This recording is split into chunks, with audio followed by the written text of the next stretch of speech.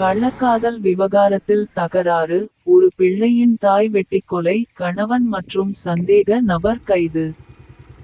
கள்ளக்காதல் விவகாரம் தொடர்பாக ஏற்பட்ட தகராறு முற்றிய நிலையில், 27 வயதுடைய ஒரு பிள்ளையின் தாய் கூறிய ஆயுதத்தால் தாக்கி படுகொலை செய்யப்பட்ட சம்பவம் வட்டவளை, வெலியோயா பகுதியில் பெரும் அதிர்ச்சியை ஏற்படுத்தியுள்ளது.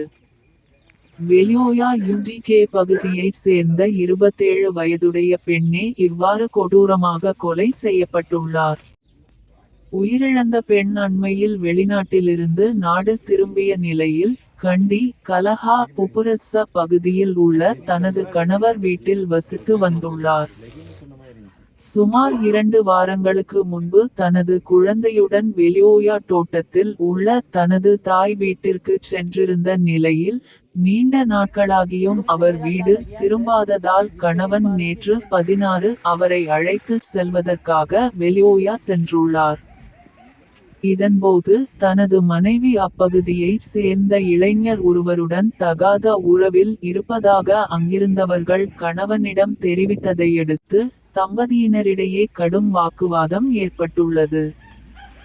குறித்த இளைஞருடனான தொடர்பை கைவிடுமாறு கணவன் எச்சரித்த நிலையில், நேற்று மதியம் முதல் நீடித்த இந்த மோதல் இன்று அதிகாலை விபரீதமாக முடிந்துள்ளது. இன்று 17 அதிகாலை குறித்த பெண் தனது படுக்கையில் உறங்கிக் கொண்டிருந்த போதே கூறிய ஆயுதத்தால் தாக்கி படுகொலை செய்யப்பட்டுள்ளதாக வட்டவளை போலீசார் தெரிவித்தனர்.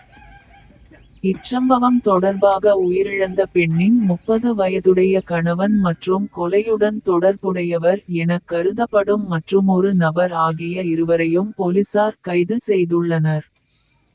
கைது செய்யப்பட்ட சந்தேக நபர்களை ஹட்டன் நீதவான் நீதிமன்றத்தில் ஆஜர்படுத்த நடவடிக்கை எடுக்கப்பட்டுள்ளதுடன், மேலதிக விசாரணைகளை வட்டவளை போலீசார் முன்னெடுத்து வருகின்றனர்.